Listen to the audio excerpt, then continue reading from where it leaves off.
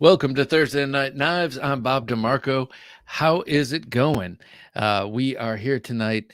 We're going to talk about favorite knives, new knives, stuff I saw at Blade Show, stuff maybe you've seen afterward, whether you were there or not, and things that we're looking forward to in the second half of this year. Still haven't gotten my military too, though I could have gotten one over the weekend. But man, what is taking it so long to get to Blade HQ? I don't understand. Like, I wouldn't care, but I have $5 whole sunk into this already with a pre-order there, and I demand satisfaction. So how's it going with you all tonight? Let me know. Robert Douglas, how's it going, sir? Hi, Bob. He says, well, hello to you, sir. Uh, let's see, Dave, how's it going? Welcome to Thursday Night Knives, Bob and Jim. Hello, how's it going, sir? It's good to have you here with us. Robert says, evening OSBR. It's good to have you all. Mike Flamian, how's it going, Flamian? I don't know why I just called you by your last name like I'm a high school gym teacher. But Mike, it's good to have you here with us. Have a Knife Day. Great to have you here. I met the great and powerful Have a Knife Day in person and his wife, who was very nice at Blade Show. And that was awesome. We got some good pictures. Also, some good video. Byron, how's it going? Byron Kennedy. Howdy, Bob, Jim, Junkies. Thanks for the great Blade 2023 coverage and some cool acquisitions. Oh, it's my pleasure. My pleasure indeed. I'm just kind of reviewing my acquisitions right now, and I'm very happy with them, including something new that came today that is blowing me away. It's awesome. And I got to first experience it last weekend in person, but now I have one of my own right here on the table. You'll see shortly.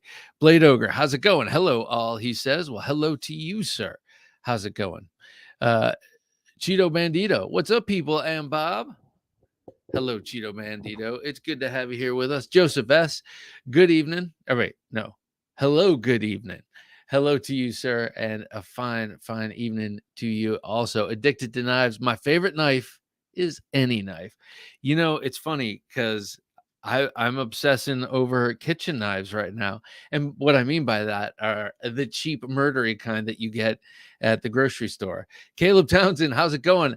I saw Caleb this weekend too, man, and he had an incredible zipper vault full of amazing knives, one layer more mind-blowing than the next. And he had his Kirby Lambert. Oh, this is just my plain Kirby Lambert. I'm like, what? He's got a great collection and very awesome to bump into him indeed. Ground Fog, good to have you here with us, Ground Fog.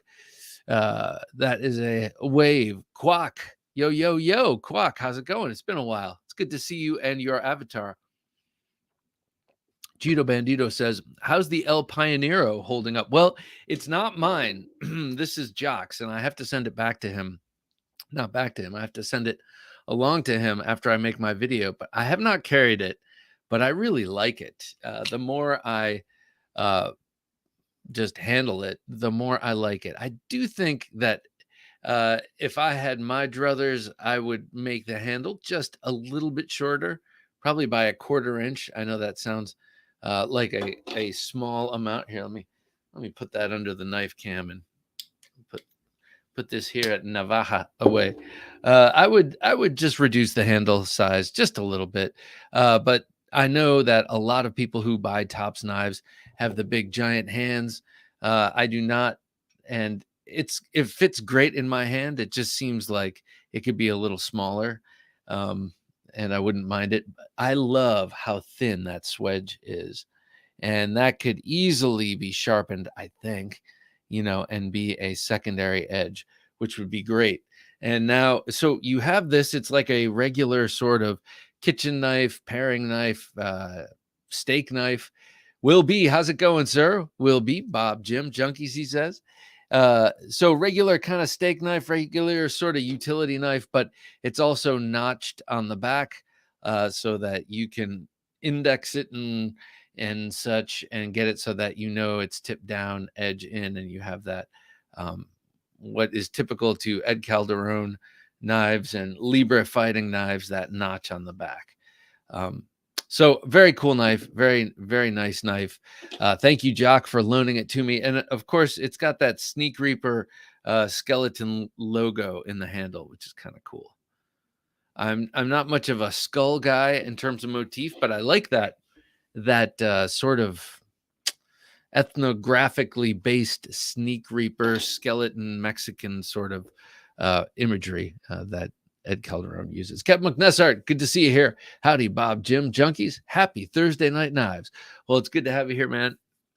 I have the knife that I loaned to you out and ready just in case I'm called to show off a cool Bowie. I have one right here. Good to go. Dave says, didn't get to Blade Show, but haven't been slacking on new acquisitions. It must have motivated me. Oh my gosh, I'm not surprised. Dave doesn't just I don't know. I feel like he doesn't just buy stuff. He curates his collection quite well. That's my way. That's a fancy way of saying he buys good knives. Mattisfaction, good to see you here. Hello, all. Finally, after a long time, I'm able to catch a Bob live. Well, it's great to have you here, Mattisfaction, and yeah, I hope you enjoy. James Moore, how's it going? The ever classy James Moore. Hey everyone, wish I could have gone to Blade, but looking forward to hearing more about it. It James, do you know Touch Knives? We just interviewed Eric Touch of Touch Knives. Very, very nice, fancy folders. Seems like something that might be up your alley. Curious if you know them. Quack says, it's been a while. Been busy working on my folders. Very nice. Currently hand sanding a blade to be mirror polished. I cannot wait to see these. I have not seen them, right? That's right, right? I look forward to seeing them. Quack, that's awesome. Awesome. Also good to know that you're polishing a blade right now as you listen to these golden tones. Southpaw Knives, good to have you here, Southpaw. What's up, knife dudes? He says. Just some real Thursday night activity. So this is the beginning of the weekend. Thursday night is the beginning of the weekend, and since we're all here, this is it. Andrew Anderson, nice to have you here. Good evening. Glad to be here catching my first live with you. Oh, well, that's awesome. So that's two people catching their first live. I'm very, very happy to have you here. Caleb says, good to see you at Blade, Bob. Yeah, it was good to see you too. We bump into each other and he says, Bob, it's me, Caleb. And it took me a second and then locked in. And it's funny. I remember faces and I remember names.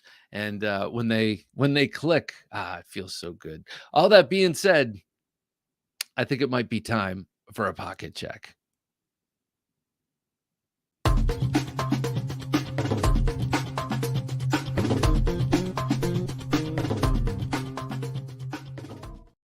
Okay, Michael Martin knew what he was doing, as did his wife when they loaned me this. This is the American Blade Works Model 2. It's titanium. It's a titanium frame, titanium liner lock, beautifully done, one-man band, Magna Cut. I believe 63 to 64 is the Rockwell hardness, I believe. And that's not from Michael, that's from Shane, who to whom that matters a whole lot. And I guess it matters to me too, because I want to know that if I'm getting Magna Cut, I'm getting it at the maximum, that I can get it. But we all know that I don't use my knives that hard, and that I probably wouldn't know the difference. But I do like knowing that the maker has gone the extra mile. All that said, this thing cuts like really, really excellently. This is an excellent, excellent knife. I was going to try and come up with a metaphor but you know what? It cuts like a great knife, because that's what it is. Very smart in saying, just take it, borrow it, make some videos and send it back, because they know I'm just going to send them the money, because this is really good. And I've carried it 2 days in a row, and I never carry loaners. So I think I knew immediately that I wanted to make this mine. I just haven't made it official yet. And it looks like I may have scuffed up the clip, maybe leaning against the counter by accident. So, well, what do you know? I got to get it now.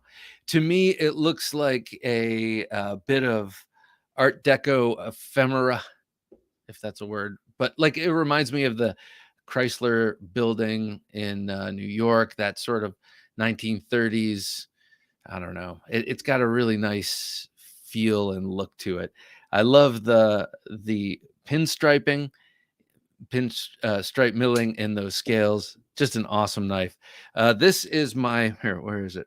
I had it out. Here's my Model 1, and this is the Mark V. So the fifth out of 6 iterations to perfect this knife, and mine is really nice. I really like it, but it pales in comparison to the Model 2 in terms of refinement. The Model 2 really shows off the years since making this one. Andrew Anderson says, "Thank you and hello, everyone." Hello, sir. Serious drive. I drank about 6 cups of coffee about 2 hours ago, and now I'm parched. JVF, how's it going, sir? From France. Hi, everyone. Jim and Bob. How's it going, sir? It's good to see you. There was a good contingent of French knife makers at Blade Show, as there always is. Man, some amazing knife makers coming from France. Nick EDC, good to see you. Hey, Bob, Jim, and friends, he says. Hello to you, sir. In my other pocket, in a leather slip, was the Feel Good Jack. Beefer Baron, good to have you here, Beefer Baron. Hey, guys, he says. Hey, Beefer Baron. So I had the doctor's knife, the Feel Good knife, the Dr. Feel Good knife by Ben Belkin and Jack Wolf Knives. This was last month's knife. And what do you know? When I came home today, I got this month's knife. I'll be posting the unboxing tomorrow, but you'll see the knife tonight, so it's a little bit out of order. This thing is an amazing cutter, especially with that long, fine, pointy tip, and a subtle downward raking to that straight edge, which also helps in all cutting chores. It essentially acts like a recurve, trapping material in that sort of triangle. Excuse me. But what I love about it also is the pedigree. This is a doctor's knife, essentially. That sort of nearly parallel spine and bottom portion, or top line and bottom line of the handle, is like a doctor's knife. Usually it had 2 implements, a long spear point and then a sort of spatula. And you use the spear point blade to cut up a pill. You would use this flat portion of this squared off pommel to grind it up. And then you would use that spatula to mix up the ground up pill in a potion, for your patient to drink. Doctor's knife.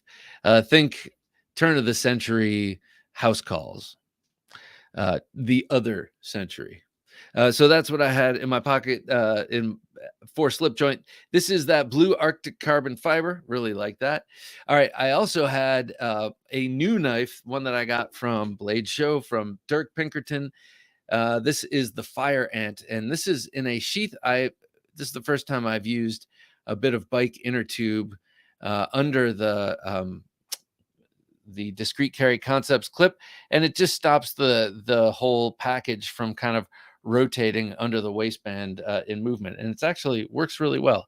But here's the knife. It is a triple-edged Wharncliffe, one might say reverse Tonto if one wanted to be incorrect.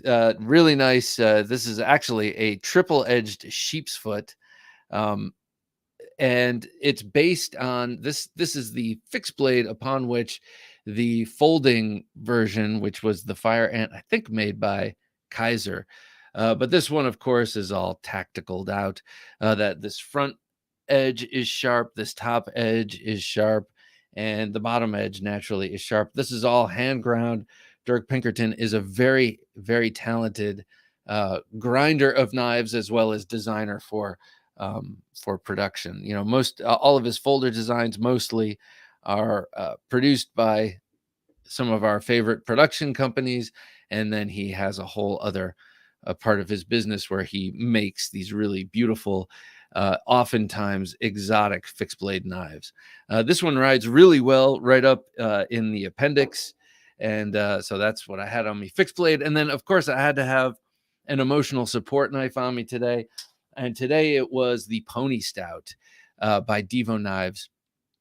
This particular pony stout was a gift to me from Lefty and Colin at their table when I bought another knife, the growler. I love this growler, and they had a bunch of them on sale, and they also had some prototypes for cool stuff they're going to be doing soon with the growler. That's pork fat. Um, they gave me this, which was so generous, so cool. And not only that, but man, what an awesome knife. Now, I experienced the regular stout, which was a great knife, but this one I really like. This is one of those rare cases where the small one to me wins the day. And it's beautiful to look at, yes, but it's also really great to manipulate and use. It's got a very nice deep hollow grind there, and has ergonomics to beat the band. I love this thing. So I had this on me for emotional support. What were you carrying today? Let me know, and then maybe that way I can be inspired to go out and buy even more knives that I'm going to barely use. Now, it's okay if you admit it, if you speak openly about it. Yes, I know it's materialistic and it's weird. I always used to think collectors were weird, but turns out that's me. Max the Maker. Hi, Bob. Nice catching you just as you were leaving Blade Show. Oh, Max. Right. Yes. That was cool. Man, I met a lot of people. That was awesome. And thank you, one and all, for introducing yourselves, because sometimes, if I don't know, I don't know. James Moore says, Bob, I don't really know touch knives, but I like the look of them. Oh, yeah. They are art knives for sure. Even the insides of them are beautiful. Blade Banter. How's it going, Blade Banter? Michael is doing a nice job with his models and continue to grow capacity. Speaking of Blade Banter, I have the Cetus. I will show this right now.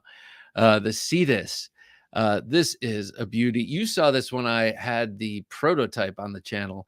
Well, I bumped into David Cam a number of times at Blade Show, and he gifted me this, which was such an awesome thing to do, and totally made my Saturday.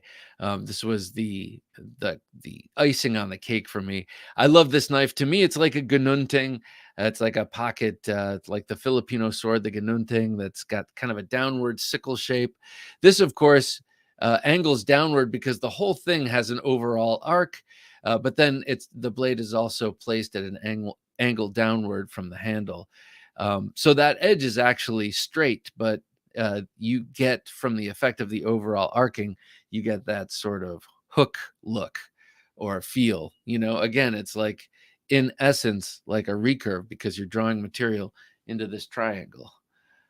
Beautiful knife. In this case, wait, what is this? 14C28N. You've got a steel frame lock, smooth as butter. And then for me, it was sticky at first, but that's because I loaded it with, well, I didn't. I was walking around with this, and a guy who was selling knife pivot lubes, like, hey, let me lube up your knife. And he put a bunch of lube in there, and it was fine, but it was making the lock stick. So once I dried it, it's just really awesome. And I love the look of that wood next to the black. It's also coming in G10. This just launched, I believe, yesterday, the Cetus. This thing is beautiful. Thank you, David. That's Blade Banter, who was just in the comments. Well, you jumped the line. Oh, by the way, that's also a hollow ground blade. So who doesn't love a hollow ground blade? And by the way, when I say jump the line, I mean that was going to be in my state of the collection later. But what do you know?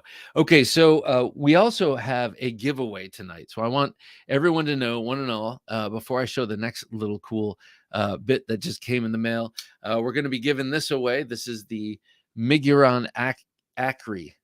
And it is a beautiful gentleman's tactical knife. That's what I'm calling it, because you could wear this thing with a tux.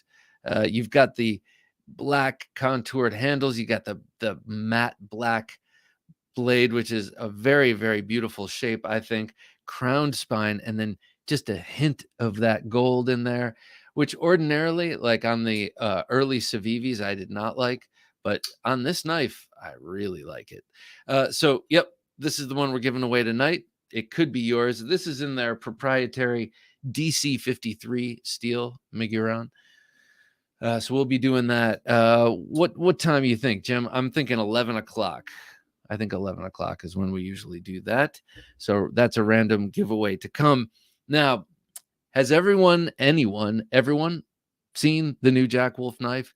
I saw it at Blade Show. It blew my mind, and mine just arrived today. Many thanks to Ben Belkin for sending this to me, because it's pretty incredible, I got to say. All right, you know Ben Belkin for his slip joints. Well, this one looks a lot like his very first one, the Sharpshooter Jack. But it is not. It is a locking front flipper. So Ben Belkin, who has mastered the design and engineering of the modern slip joint, has come out with this incredible bolster lock that he designed. He took apart a whole bunch of knives of this ilk, of this type, and learned how the guts work and how the geometry and all this stuff works in here, and figured it out. And he has created this amazing gunslinger Jack. I couldn't be more impressed. And I got to say that I wouldn't necessarily have thought like, oh, sure, you just learn how to make a knife and you sort of knock it out of the park straight away. Well, I guess that's kind of how he's done it all along. I mean, he obviously has a knack for this stuff, but I didn't know he was going to be so good at designing locking front flipping knives. So he is. These things are awesome, and they come in 5 different flavors of carbon fiber. This one is Arctic Storm. And you can see there's teal in there. There's like a green, there's like a light blue, there's black, kind of a tealish color. Just a really beautiful thing here. And then for the first time ever, it comes with a pocket clip. That pocket clip, by the way, sculpted titanium, works great. Works really well. Does not come with a leather slip. The idea being, if you don't want to use this clip, you can take it off and use the filler tab, the blue anodized filler tab. And you can put this in any number of leather slips being made for Jack Wolf knives by other companies that can be purchased on the Jack Wolf Knives website. But this does not fit the standard size leather slip that all the other Jack Wolf Knives slip joints came in. So no pocket slip with that. You get a pocket clip with that. Isn't that beautiful? What do you guys think? He's going the distance here, turning them into locking front flippers. What do you think? Anyone see this? Anyone as excited about this as I am? I thought it was pretty awesome. Because I know that a couple other people, I guess Chavez has done that, something like that, and a couple of others. But to me, this is really exciting because it's a home run. And you don't hear me use sports analogies often. Southpaw says, I didn't make blade, but I was still able to pick up lefty. A CRK Zahn in Magna Cut. Very nice. I was moved to have my Zahn out tonight. This is in S35, but I would take it in tin. I love this knife so much. Matisfaction, there he is, the man with the Cetus. Yep, there he is indeed. I do like that Cetus. JVF says, nice to be here and being able to catch the live stream. Yeah, it's pretty early in the morning for you now. I'm smoking and grilling a late dinner. Sorry for not saying hey to everyone. Does that mean you're smoking like a cigar and grilling, or you're grilling meat and also smoking meat? Do specify. Blade Banter says, Matisfaction, yeah, Cetus is available for purchase. And oh yeah, you're going to want to. David was saying he's thinking the wood is going to be more popular than he expected.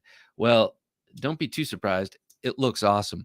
Mr. VC256, how's it going, sir? Greetings, everyone, he says. Very happy to make it to Alive again. Well, I'm very happy to have you with us. He is also from across the shock. JVF says, carrying a CJRB RIA in S35 VN, denim micarta all day. I do love denim micarta all day also. And having the Jack Wolf Knives Javelina for tomorrow's carry. Very nice. Oh, JVF, I think you should go for this too, since I know you carry locking knives, obviously. This, I think, would be right up your alley. And if you don't like blue, well, there are other colors. JVF says, I wouldn't like to be bitten by this fire ant. Yeah, no kidding. It's pretty awesome. It'll get you coming and going. Everyone who hasn't purchased a Cetus should do so. It's amazing, says Mattisfaction. Yeah, I agree. It is amazing, and it's a great, I know that David does not. It is a great utility knife. This is an all-arounder. When you watch Jared Neve's videos, he talks a lot about these kind of pull cuts. Like if you have to reach out and grab a rope and then pull, this would be great for that kind of thing, or pruning, and all sorts of utility. But of course, I look at it and I also see it as a great self-defense knife too. And you don't have to market it as such, but it's nice to know that you can take a very useful utilitarian design and also be a mall ninja with it if you if you so choose. Caleb says, today I carried the DDK Chavetta. DDK. What is that? The Chris Reeve Knives, Onumzan, and the Birch Midtech. What's DDK? DDK. You're all screaming at your screens right now, trying to tell me, and I'm trying to pick it up. So let me know, what's DDK? I know it'll come to me as soon as I see it written on the screen. This old sword says, today's carry, Williams Osaraku Zukuri integral fat carbon fiber folder in M390. I was ogling that, Dave, at the Williams table, and his two sons were working the table, and they both look alike, and they both look like young versions of their father, and have the same sort of like brick wall sort of presence. And they're very nice guys, but those folders are so nice. Riat Exo K Karambit, those are fun. The Maxace Duke Bally, that is gorgeous. And the MF Bladeworks Fieldworks Vandal Pikal Fixie, another sweet one. Man, he's batting 1,000 as usual. That Vandal Pikal, MF Bladeworks has been doing some cool stuff for a long time, and did a collaboration with Ryan Atkinson, and he shows it off a little bit on the show that we did last week. But you can find out all about his knife fighting philosophies and love of Pikal style knives. That's how I discovered him in the first place, was his postings of his sweet collection. Much like Dave's. Dion Page says, hello, King Sir Junkie. Well, hello, Dion. It's awesome to have you here. And y'all junkies listening. That reminds me, and I'll bring that up in a second. Blade Ogre says, carrying the Sniper Bladeworks LPC.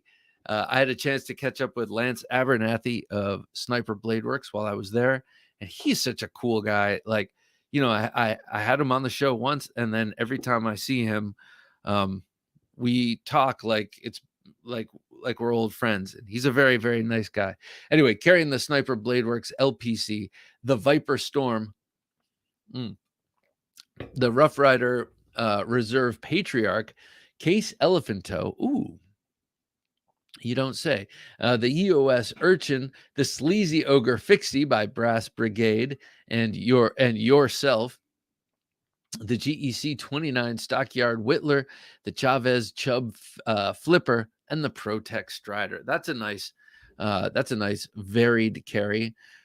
Almost all folders except for that Sleazy Ogre. I'm not sure about the EOS Urchin either. That might be a fixie.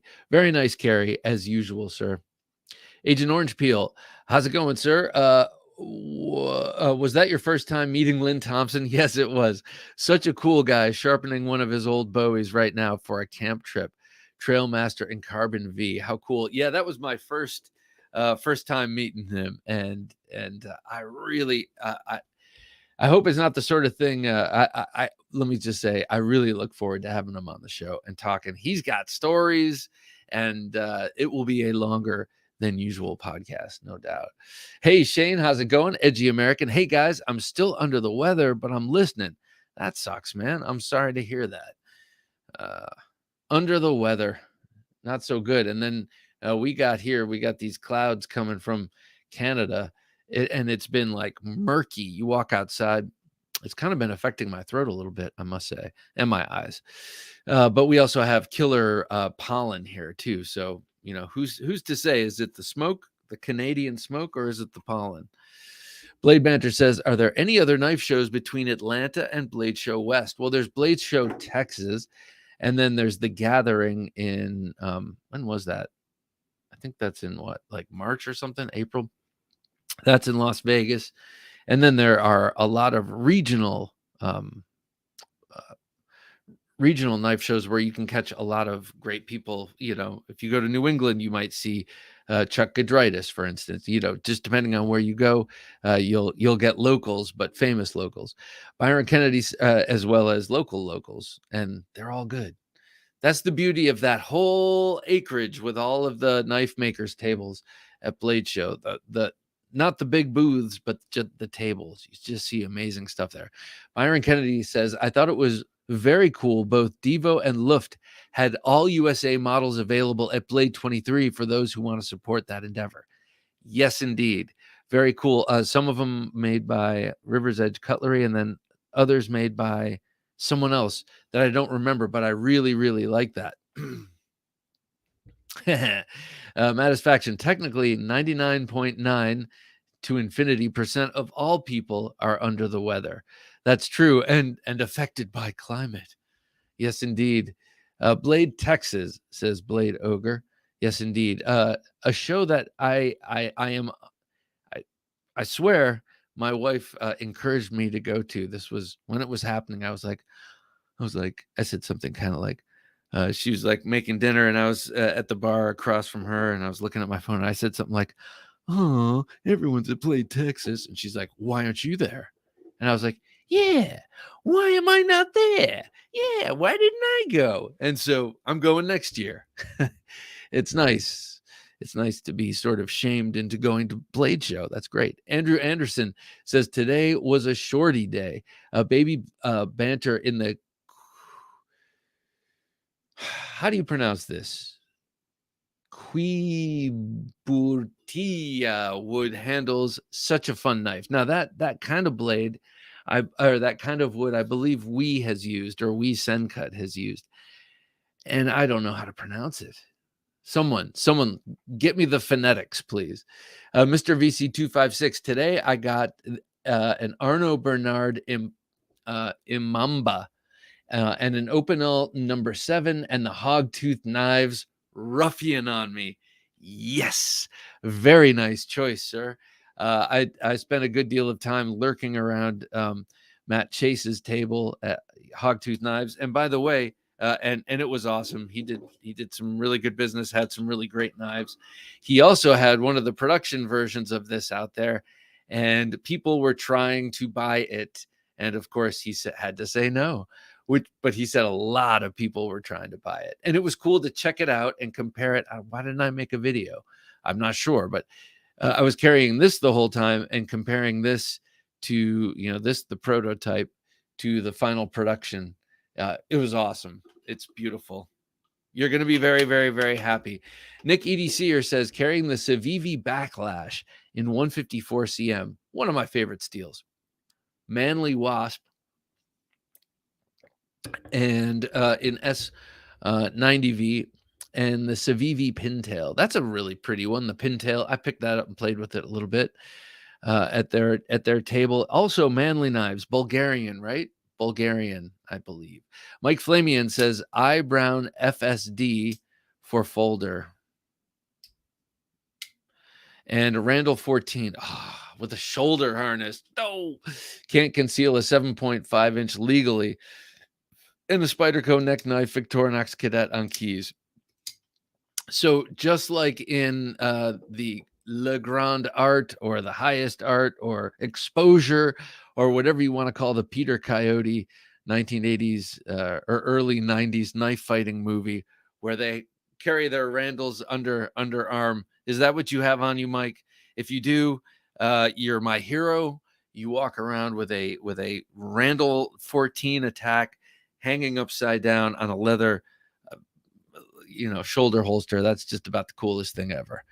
And maybe I need to acclimate the people in my little chunk of suburbia to that. I think that might be an uphill swim, but you can't swim uphill, so we'll see. Maybe I can make it work. James Moore says, at work today, I had my Lespect folder with unidirectional carbon fiber and a nice hamon on the blade.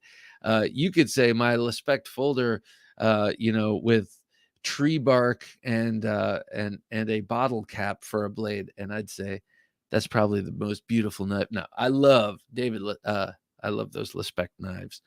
I also like Guy Poggetti, and I always put them on the same page in my mind. JVF says, this American Blade Works makes me think about Airstream trailers or old Greyhound bus. Totally American to me, classy and shiny. Yes, that's what I'm getting at. Yes, something like that for sure. Yeah, and the overall shape of it and the blade, it's a very nice looking knife closed. Edgy American says, I haven't touched a knife since Blade Show, been sick in bed. That sucks. And it has robbed your desire to pick up a knife. That sucks, actually. And I'm sorry you're not feeling well, Shane. All the best to you, sir. We're sending our good vibes your way. You're like vibes. Vibes and a Tylenol is what you need. Kep McNussart said, today I am carrying my LT Wright Knives Bushcrafter HC in 3V. No, I'm sorry.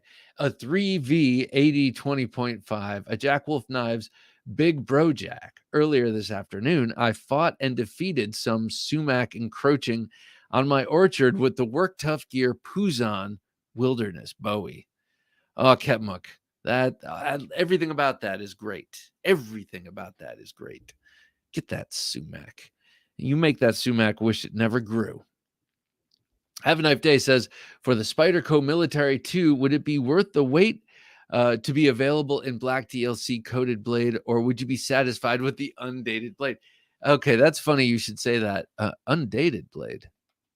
I think you probably meant uncoated blade. But so my other military has the black on black, and I love that. But this weekend, I actually did see it with the other blade, with the uncoated blade, and it looked great. So I'll go for that. I'll try that this time. I never had very good luck with the action on my black coated paramilitary. My black coated military was fine, but different sort of lock setup. So you catch my drift. Southpaw says that Jack Wolf Knives bolster lock is awesome. Yes, it is. It is really, really awesome. And again, no more micarta, just really cool carbon fiber. And that's bittersweet to me, but it's cool for me because I don't have too much carbon fiber in my collection. And this is the kind that I like. So I'm pretty happy to have this. Wilby, okay, let's see. Wilby always has a nice long carry here. Wilby has the Grimsmo Norseman, the Demco AD20 Slim, the Wee Ziphius, that's a cool one. The Axial, that's a limited to 250 pieces or 200 pieces, something like that. That's that Warncliffe, beautiful with the integral backstrap. Axial Gear Shift, I need to check those out. The Benchmade Rift, the Kaiser Begleiter XL, the Spyderco Ronin 2 in a custom sheath, the Olight Baton 3, the Arkfeld UV, that's one I'm thinking of getting, and the Wee Tie Pen. Also got my Vandrer Fenriers today. Oh, very nice. How do you like that, Will? Let me know how you like your Vandrer knife. JVF says, Ben, work is awesome. One more time. Pen work is awesome. One more time. I'm not sure what you mean by that. Are you going off to work? Work is awesome. Don't get me wrong. It sure beats the alternative. Oh, Ben's work. Thank you, Jim. He's like, duh, look at what I'm playing. Yes, Ben work is awesome. Jeez, I'm such a one more time. You're right. He just keeps doing it. And this time it's a totally brand new format. Really, I mean, because the design on the outside looks very much the same, but learning all of this stuff, that's a big learning curve, and I'd say he nailed it. Cheeto Bandito says, carrying my Vosteed Raccoon. That's an awesome one. The SE3 S35 VN, very nice. Leatherman Surge and the GEC Bullnose. Love my Bullnose. That Vosteed Raccoon, I sold mine with the button lock to a guy at work, and I felt great. This is what's cool. I love selling knives that are more in the hands of knife lovers than just your average knife user to the average knife user, and getting it into the culture wider. You know what I mean? Like now, your average knife user, or one of your average knife users at my office, has a Vosteed, and now he's interested in other things and looking up other things on Amazon. That's the way you do it. Aberdeen Blades Beyond EDC Slim. Oh, love the Beyond EDC knives. And where is it? Where is it? I had the Navaja out before. I had the Night Horse out before. That thing is so cool. Dion Page says, I want one for sure. It'll be my first Jack Wolf. Yeah, this will be a real winner, I think. Bob DeKema, how's it going, sir? If it was a Warncliffe, I would be all over it. Well, I'll tell you what. I have a good feeling, and this is based on absolutely nothing except a observance of pattern. Next one probably would be a Warncliffe or a Sheepsfoot, but he just did come out with this Sheepsfoot, so I'm guessing a Warncliffe. Well, who knows? It'll be awesome, though. JVF says, I have one Enrique Pena Trapper, but it is much smaller than this Jack Wolf knife. Yeah, those Pena knives are supposed to be really, really nice. I know that Ben himself loves them, so it's cool to see him taking on a similar format. Will B says, smoking chicken wings, then grilling them on the back end. Very nice. Well, what do you roll the chicken wings in to smoke them? No, I'm just kidding. I love chicken wings. We're a big chicken wing family here, especially my wife seems to like them even more than I do. JVF says it's 4:20 here, 4:20 a.m. Can't sleep, and I'm here to have a good time with all of you. Very good, man. 4:20. Hey, all right. Byron Kennedy says my carry is a Roosevelt Applejack and a Shaman Brown BBB 15V. Why can I never remember? I know it's Brown Bear, but I can never remember the whole thing. Byron, that I was checking out all the Rose Crafts. They have some really nice things. I like that Applejack. That's a pretty nice one too. Hero Stick says, evening and cheers, all. Bob and Jim, thanks for helping us to vicariously experience some of Blade Show. Great content as always. Oh, thank you. Thank you. I got to say, something I noticed at Blade Show, and I've noticed it year upon year. First of all, a couple of things. People who came up and introduced themselves to me, that Jack Wolf snap sound is impressive. Yes, it is. Just like their walk and talk on the slip joints.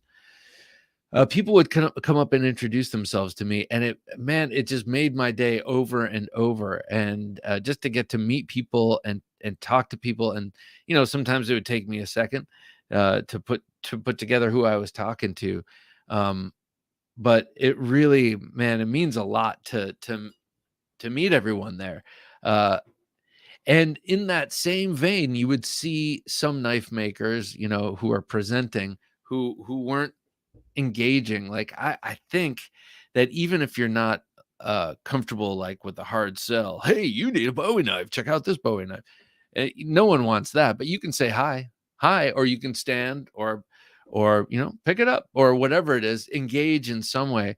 You would see some people who are just kind of, and maybe you're catching them in an off moment. That's true because you walk by, over and over, and sometimes you see people in different states. But those who do not get up, those who do not engage, they don't. How am I supposed to care about your knives if you don't care enough to stand up? That's kind of how what it comes down to. And I'd see a lot of beautiful stuff and people who can't. So all I'm trying to say is, don't ever be afraid to talk to anyone. Uh, and to those who introduce themselves to me, or if you're ever out and you see someone that that you want to introduce yourself to, just do it. Just go up to someone. Hey, I'm so and so. Nice to meet you. It was awesome. I loved it. So thank you, one and all. Tim Simcoe, good to have you here. It's been a while, but it feels good to be back. I had my Stretch 2XL in my pocket today. Okay. I think that's a really cool knife. That Stretch 2XL. To me, that's right up there with the Uliza and the police model and the military. It's a big one and it just looks good when you stretch out the weird shape of Spyderco knives and make them longer. you know, it sort of has more room to express itself. A lot of knives are like that. A lot of cars are like that too. I find. Six Semper Tyrannis, good to have you here, sir. What the fuck? I just got an Effing Grow 128. I think it's a tank, only $60. All right, here's the thing, Six Semper. My one caution against Effing Grow, I've heard that they're pretty built pretty well. They do a lot of rip-offage, like straight ripping off of designs. I have noticed. Strider and Microtech and some other. So you might want to be careful or not. But that is a thing. That's one thing that has stopped me from getting Effing Grow. I do not have anything against Chinese companies, but I do have something against the sort of just stealing designs. Joseph S says CRKT Homefront EDC. That's a pretty cool one. That's one that comes apart, right? The Mini Tac Bowie, very nice. The Stockman, the Paraclaw, and the IR2 and the I1R2 Pro. That must be an Olight, right? I think. But the Mini Tac Bowie. I love that Mini Tac Bowie. I love it. And I love that the handle material, the faux G10. Really grips in the hand. Ed Harrison, I picked up a gunslinger in purple at Blade Show. I love it. Ben is killing it. Sorry I didn't get to see you at Blade Show Atlanta. Maybe next year. Ed, that'd be awesome. That would be awesome. And then, that blue, that purple is, so nice. One of these days I'll get me some purple fat carbon fiber. DDK Caleb says DDK is the initials of a friend of mine that just came out with his first knife. He's the one I had at Blade. Oh, in full zirconium. His Chaveta is a knife designed to cut cigars. Very nice. That's cool. The longer you mix in knife circles and meet knife people and all that, the more you're buying knives from friends or from people who become friends, which is cool. It's nice to know who you're supporting. Bob Dikema, is that right, Bob? I'm gonna say Dikema right now. Bob says carried all American Blade Works anodized pyrite.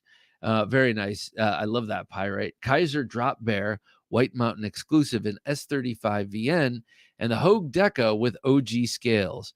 Have you seen, Bob? Let's see, was it Blade HQ has the black bladed Deca in both blade styles coming out with the Ultem. And I'm not so goo goo gaga over the Ultem like a lot of people are. I'm not so crazy about it. But I do like it with the black. I love the look of that I love that color. That Ultem color is one of my favorites, actually. But next to black, it looks really nice. Dion Page says the Recon 1 Tonto 1956 case XX fixed hunter rough rider armor hut 6-bladed Stockman. Okay, Dion, I'm going to add commas here. Recon one Tonto, comma. Okay, that's where it is. That's where I ran off the rails. Okay, Recon one Tonto, 1956 Case Double X fixed Hunter. That is cool. From 1956 Hunter, and then the Rough Rider Armor Hide 6-blade Stockman. I don't know what the Armor Hide dress is, but 6-bladed Stockman. That sounds awesome. Five Door. Five Door is a brand new patron. Sorry I didn't mention it up front. Five Door, thank you so much for becoming a Gentleman Junkie. You will be in the running for the next Gentleman Junkie drawing, as well as all of the perks and privileges that come with being a Gentleman Junkie. Thank you, sir. Greatly appreciated. Also, great taste in knives, as he carried an Emerson A100 and a Great Eastern Cutlery. Not sure which one, but does it matter? They're all awesome. Can't stick around, just saying hi, dropping a like. Good luck in the giveaway, all. Thank you, Five Door. Great to have you here, and great to have you on board with Patreon. Thank you, sir. EOS Urchin is a friction folder. Also have the smaller EOS Prawn on the way. I am not a prawn. No, wait. I am not a shrimp. I am a king prawn. The prawn works by tightening the pivot. Huh. More of something for the museum side of the knife collection. Have a Knife Day says, I lost my voice at the show. It's finally coming back. Oh, man. Yeah, that's true. That's right. But you were able to muster up a little bit of voice for the video you and I shot together. But yeah, it was so cool to meet Have a Knife Day. And yeah, it was that was cool. Right when he was trying to text me to see if I was around, I walked right by. It was perfect timing. Dion Page says, stab, slash, chop, and slice that like button. That's right, people. That's right. You listen or poke, prod it. You could annoy it if you like. Andrew Anderson says, I live in Ventura, California, and miss having Cold Steel here. I know I have my Cold Steel Tonto says Ventura, California on it. It's that old. It was such a nice store to hang out in and play with all the new knives. That's awesome. Oh, that would be cool. Just lunch break. Let's go over to the Cold Steel store and play with Cold Steel knives for a while. Blade Ogre says, I will go to Blade, Texas, about 6 hours from me, 1 year, maybe next year. Well, that would be cool. I think I definitely have to get my butt out there. Plus, I have I like Texas, so I want to go. I mean, I've been there a few times, but it's been ages, and I didn't spend any meaningful time there. I was just kind of driving through, so I really would like to check it out more than just Blade Show. Hero Stick says, few knives from the show that got my attention. The Wee Riff Raff. The Riff Raff. Is that the Christensen folder? If so, yeah, me too. The Boker Kihan 2, the Beg Knives D'Amici. Yeah, D'Amici. That is a beautiful one. The Ben Banter's new Civivi with tweezers and a toothpick. Yeah, that one looks kind of, it reminds me of the sort of Gedritis Swiss Army knives a little bit, I got to say. That is a cool one. Cheeto Bandito says, hopefully rolling to the California Custom Knife Show later this year. Oh, yeah. Well, I mean, whatever knife show you can get to when you go, and it's been a long time. My first knife show was the New York Custom Knife Show, and that was when it was in New York. And I remember going in and just being like, oh my gosh, every table has knives. And now that I look back on that, it was so small compared to Blade Show. So it doesn't matter. Like it's all a scalable thing. If you have 3 days, Blade Show's great. If you have 3 hours, it's way too much. So check out some of your local places, some of your regional shows. Six Semper Tyranna says, I carry large fixed blade knives in the waistband with a soft loop. Good man. Yes, we feel great about that here. I used to carry for the longest time like that with a soft loop, and by large, not that large. maxing out at 5 inches for sure, but that's bigger than my comfortable range. But I have recently moved. Well, over the past couple of years, I've been using these discrete carry clips, uh, but I've recently moved it up front to appendix carry, and I am really, really liking that. It can't be too big, but you can, if it's the right fit and you have it in the right spot on your waist, you can have your seatbelt on, you can sit, you can eat, you can pig out. Take it from me, and it's still comfortable, and I have found that this sort of hack of putting a little piece of bicycle inner tube over the sheath under the clip stops it from, again, moving once you find a perfect cant or angle for it. Hero Stick says, seeing and hearing mixed reviews on the Benchmade Narrows. The price is heavy. Yeah.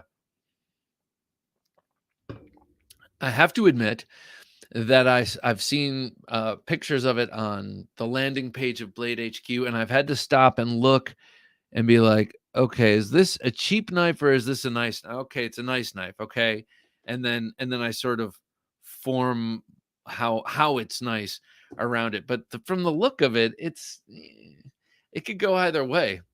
I don't think it's a. I don't know.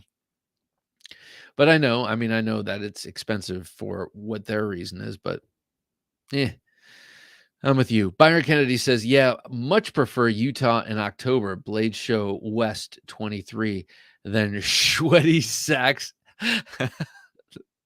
in June in Georgia. Speaking of weather, sweaty sacks. No kidding. Yeah, it's hot, but it gets worse apparently like August, September in Atlanta. One of my Uber drivers was saying like that's the worst. July gets pretty bad too. Max the Maker says, tools accompanying me for the day's tasks were the Olight Perrin 2, the Bob DeMarco dice pick. I love it. The CQC 11K used to cut bags of fertilizer. Casio Royale and Swiss Army knife Huntsman. Casio Royale. I'm presuming that's your watch, right? Is that a digital, like a digital watch? Ronald, how's it going? Ronald Larimore says, good evening, everyone. Today I carried my new black DLC. Ooh, Spartan Harzy. What a beast of a knife. Ronald, did you get it with any of the engraving on it? I do sort of like the engraving. But I do like, yeah, sometimes I go for the plain Jane. KF Boston, good to have you here, KF. What's up, people? He says. Well, not much. We're about a minute and 40 seconds away from this knife giveaway. Hero Sticks. Today I carried my chopped smock and my Sage 5 lightweight in mint. Wait, the Sage 5, that's with the that is with the compression lock, right?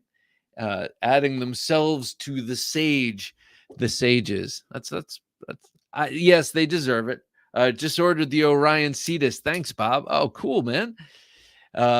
Says Dave. You're welcome. I whenever I can enable a purchase, I feel good. And I know Dave and I have similar tastes. Speaking of which, Dave, I was at Miguel Barbudo's table a number of times. Just the knives are so beautiful. If next year maybe I will save up purposefully for one of those. He did not bring a Navaja, but he brought all sorts of beautiful, beautiful fixed blade knives and a couple of folders, a couple of custom Blackows, which were really cool.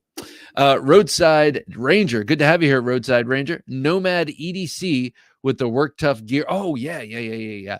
Work Tough gear N690.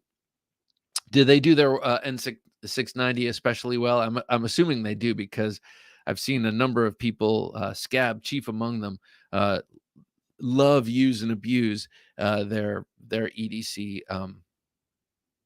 that knife.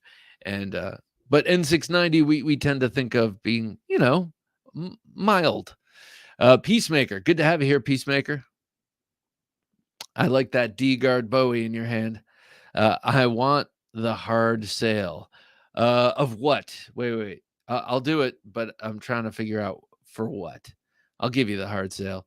Brett Baker says, it was great meeting you at Blade Show, Bob. Carried the new Razorback and Dark Horse. It was great meeting you too, Brett. Wait, the new Razorback. Oh, yes, that's right. And the Dark Horse. That's right. And then that left one Razorback, which, yeah. Oh, man. Yep. It was great meeting you too. And when I was hanging out a bit with Dirk, we went out to dinner, and I was hanging out at, TKL Knives, Pinkerton, Hogtooth Knives. I just found myself there hanging out a lot, like, hey, what's up? Hanging out with them. And over there, he was like, oh yeah, this gentleman bought the Razorback, and he got a Night Horse. So that's quite a nice haul. Roadside Ranger says, text got cut short for some reason, but I'm carrying the Nomad EDC from Work Tough Gear with the N690 steel. Also have the Case XX Kickstart with chrome vanadium. Kickstart. Which one is the Kickstart? Oh, I know which one. Okay, I know what you're talking about. How do you like that? I've heard mixed reviews. I love case knives, but I also find that the chrome vanadium case knives, they seem to spend a little bit more time on fit and finish. That they always seem a little bit more luxe to me. So let me know. Have a Knife Day says, some enthusiasm is appreciated with the makers. Yes. Some are a bit shy, especially when trying to interview them. Have to work the conversation out of them, but when they get going, it can be really great. Yes. Yeah, exactly. And yeah, there have been many times where I have stopped by a table because I'm drawn in by the knife, and then the person says something, and then you start a little, and you create a little bit of rapport.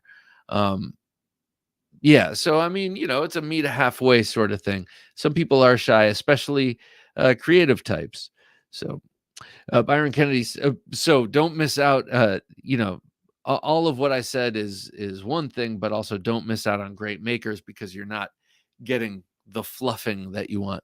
Byron Kennedy says, love the show content this year. HAKD. Great to highlight those custom makers. What's HAKD? RR, good to have you here, RR. I got a bunch of t-shirts at Blade Show. I did not. I got, yeah. Knives Fast. Hey, Casey, how you doing? What I was going to say is I got one t-shirt and gave it to my daughter. I got a couple of great hats. That's what I got this year, swag wise. Knives Fast. Casey, hey, Bob, just stopping to say hello for a minute. Been a long day. I hear you, Casey. Well, I got my Father's Day gift while I was there. My wife said, don't forget Father's Day is coming up.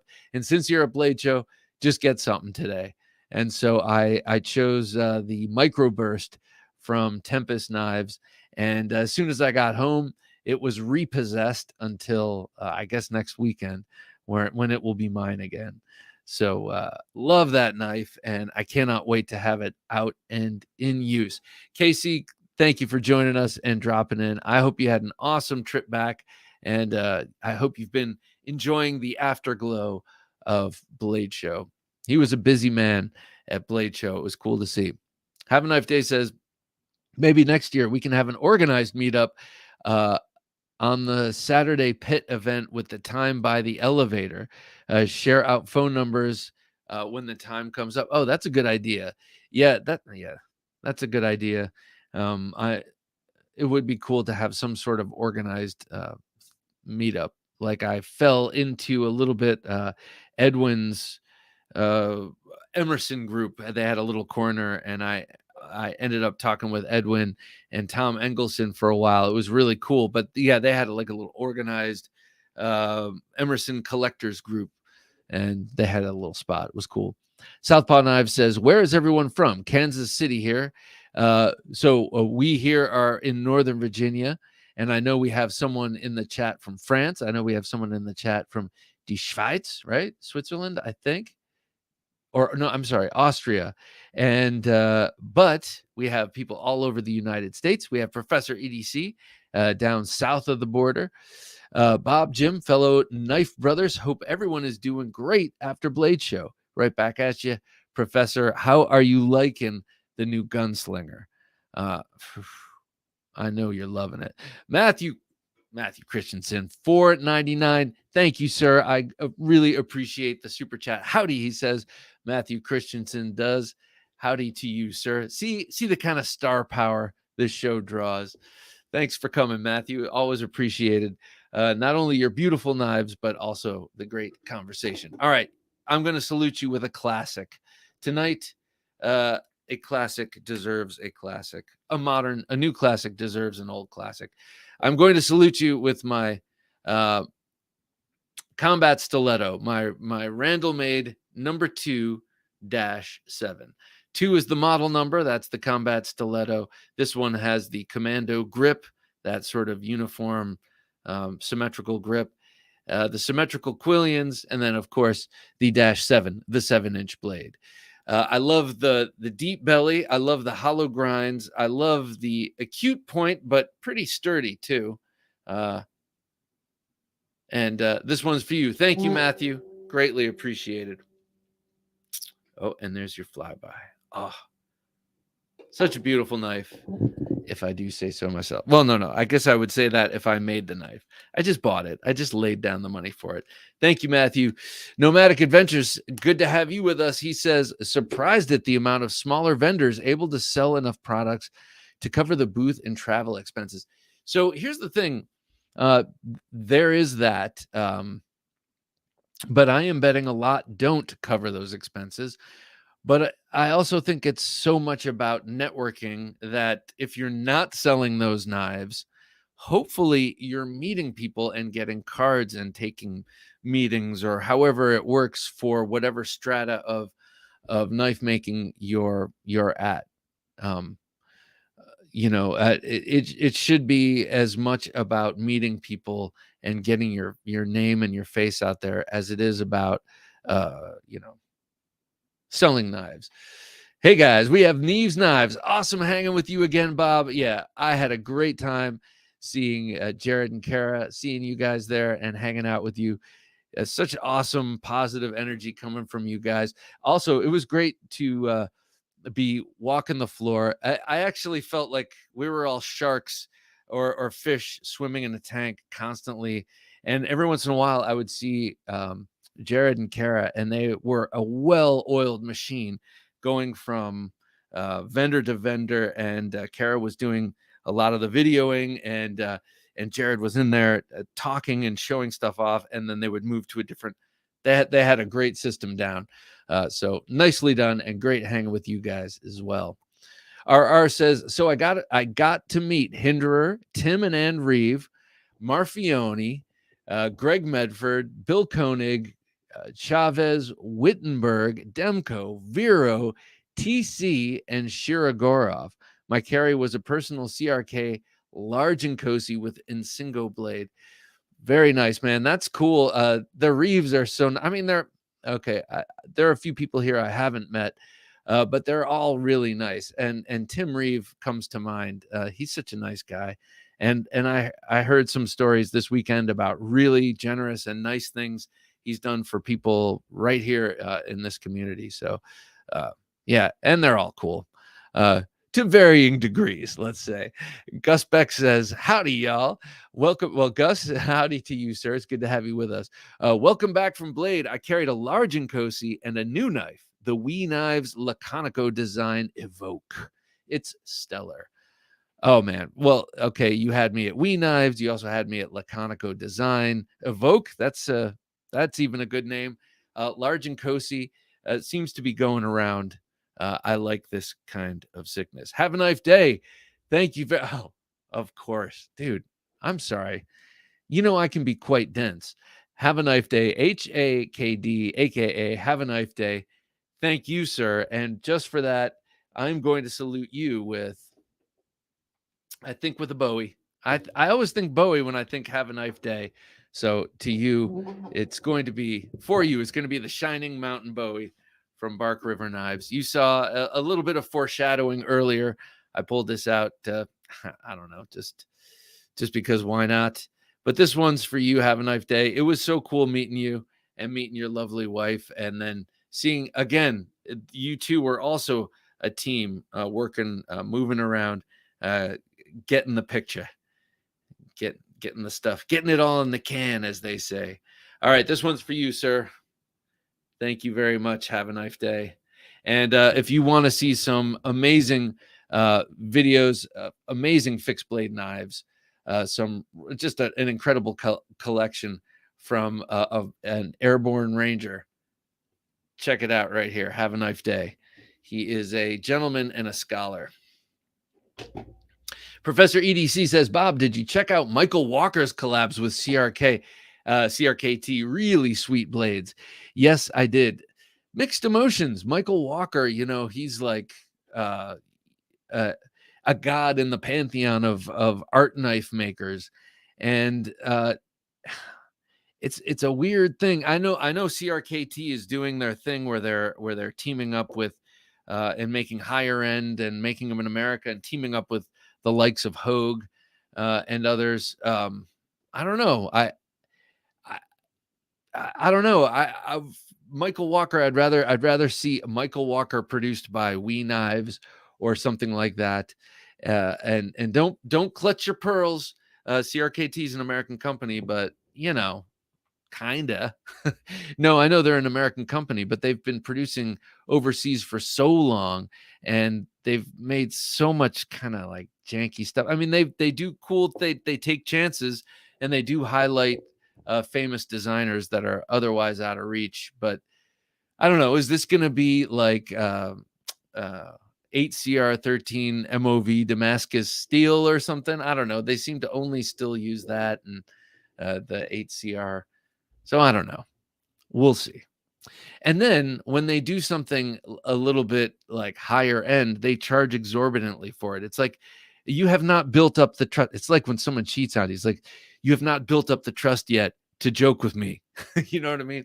So it's the same thing. It's the same thing with CRKT or SOG or Gerber or anyone else who has let us down in the past. You got to earn it if you want me to spend $300 on one of your knives. Six Semper Tyrannis says, I've been using the KT tape around my sheaths. And utility clip ulti-clip brackets. I have to try inner tubes next time instead of refreshing the tape. Yeah. Tape. And also, what are those things? Commando bands or something like that. I remember my brother had them a long time ago. Really heavy duty rubber bands. That I think they used in Vietnam for stuff. I think you could still find them. But with the inner tube, I suggest you get, this is just a regular inner tube for a regular like road tire. I suggest you get something like for a speed bike or maybe a kid's tire so that it's tight. This, I had to like hit with a lighter to try to get it to shrink around this a little bit. And it worked somewhat. Matthew Christensen says, that's a beautiful stiletto. Wow. Oh, thank you. Thank you. Thank you. I chose it myself. Thank you. I paid for it all myself. David says, many times expenses are not covered. Bob is correct. Exposure, networking, and being part of the community. Yes. And yes, exactly. To me, that seems like worth the price of admission. Beaver Baron says, gunslinger blades look a lot like the case caliber to me. Let's see. All right. The case caliber. Not that I have it here to compare to. I don't know. I'm comparing it to the other one that it looks just like, but the caliber. Well, that's cool. Is the caliber a hunter style knife? I'm curious. Burnt Toast. Good to have you here, Burnt Toast. Oh, man, I'm super late. Glad I may have part of the live. Oh, glad I made part of the live. It's the start of the weekend. Oh, my gosh, Burnt Toast. You couldn't be more correct. Actually, and I couldn't be more late. It is time to do this knife giveaway. I did say 11 o'clock, didn't I? FEMA Camp for Etiquette's good to have you here, sir. I came on the live stream right when you said getting it in the can. What did I miss? I was actually talking about when you shoot something and you get it in the can because in the old days you'd shoot it with film and then you put the film back in the can. That's when you shoot something, but it's not edited. It's in the can. I didn't mean in the can. I meant in the can. All right, let's give away this Acri. You didn't miss anything, is what I'm saying. Let's give this thing away. All right, one last time. This is with the DC 53 proprietary steel, beautifully contoured G10 handle scales with the gold liners. The one place I've ever found gold liners acceptable and, dare I say, actually quite fetching. I like how it's uh, branded only on the pivot. You've got a really nicely shaped blade, crown spine, very subtle swedge, sharp blade, uh, and excellent front flipping action. I have worried it smooth a little bit, but I have not used this knife. Again, you'll see that that is a unmarred sculpted titanium pocket clip. If I had carried it, it would have been destroyed. All right, Jim, let's do this. Let's bring up the wheel, or not the wheel, but hashtag knife. You have to put hashtag knife. I didn't say this all along, so I guess we got to give it a few more minutes. Put hashtag knife in the comments, and then StreamYard will choose a random comment, and then I will mail this to you, and you will get a knife in the mail for doing absolutely nothing except for typing 6 characters. Hashtag knife. You don't even have to be like polite about it. Like, hey Bob, thanks for this opportunity. Hashtag knife. I hope I win it. I'm going to give it to my sick nephew. All you just have to say is hashtag knife. And if you want, you could say, give me the knife. You can do that. Nomadic Adventure says, people always ask, what is your favorite blade? I always answer, what is the task the blade is needed for? That's very practical of you, Nomadic Adventures. Do you ever say, wait, cuts like a hashtag knife? See, well, that's nice. You're getting creative and a little bit derivative, and I like that. It does indeed cut like a knife. Yeah. Okay, so there it is. Uh, while we wait just for a few minutes so that the hashtag, whoa, I almost missed that, he says. Let me show you what I got my wife at Blade Show. This one, she likes them small, and this one is small and beautiful, I think. It's got that long, well, for its size and for its dimensions, it's got a really nice, slender, kind of thrusty, sort of stabby blade, which I like. There we go. She wears, she carries her knives in the waistband, I guess, because a lot of women's clothes don't have pockets. She doesn't really depend on pockets too much. She always carries it in the waistband. I'm trying to get her to carry it appendix in the waistband for all the reasons I've moved my fixed blade carry there, but she's not interested. Anyway, she really liked this one. She tends to like the Civivis. She likes flippers. This is a Sen cut. It's called the Sidious, I believe. The Sidious, like Darth Sidious or something. Different spelling, but I think this would make an excellent XL, or even dress it up for a Wii knife. I think it's really beautiful. I just wish it were larger. If it were, I would have one in my collection. But as it is, it's in the family collection up in my wife's rooms. Have a knife day, HAKD. I know, just rubbing in how thick I can be. Nomadic Adventure says, of course, let's not for emotional support. Yes. Yes. All right. This could be your emotional support knife. I think you've all had enough time to type hashtag knife. Let's see who's going to win this. The only thing better than a fetching, what did that say? Only thing better than a fetching looking knife is a free fetching looking knife. Yes, indeed, sir. Burnt Toast says, my wife loves to boot carry, usually a folder in her bag and a small fixie in the boot. Women's pockets suck. Yes, they do. And I love that. I love the image of your wife carrying a boot knife. I love that. Okay, let's do it. Jim, let's find out whose hashtag knife is going to win this Miguron Acuri. This, by the way, is courtesy of Dave, This Old Sword Blade Reviews. He gave this knife to this channel quite a while ago, and now it must fly. All right, Jim, let's do this. Oh, okay. 3, 2, 1. There we go. Let's see. Where, you never know until it stops. Burnt Toast. What do you know, Burnt Toast? There you go, man. This is all yours. It's crazy because you were just commenting. Well, Burnt Toast, this Miguron Ackery is now yours. And so that I don't forget, I'm going to write it down right here on my laptop. Burnt Toast. Okay, so do you ever hear about how some people who shine, like in The Shining, like you're going to see something that's going to happen in the future? No friggin' way. Yes, friggin' way. It's yours. That's your Ackery. Now I'm holding your knife now. We'll be so close. I know. It's harsh how they do that. But apparently, some people who have The Shining and shine, they smell burnt toast before that happens. Some people apparently, like in the book, they smell oranges, and there's other things, I guess. But I thought that was kind of a interesting little tidbit. All right, let me show you this thing. So one of the tables I went by is called Fudo Forge, and Fudo Forge, they say they specialize in all sorts of knives, but what I saw were these unbelievably beautiful kitchen knives. Really beautiful. Some of them French inspired, some of them Japanese inspired with the octagonal handles and such.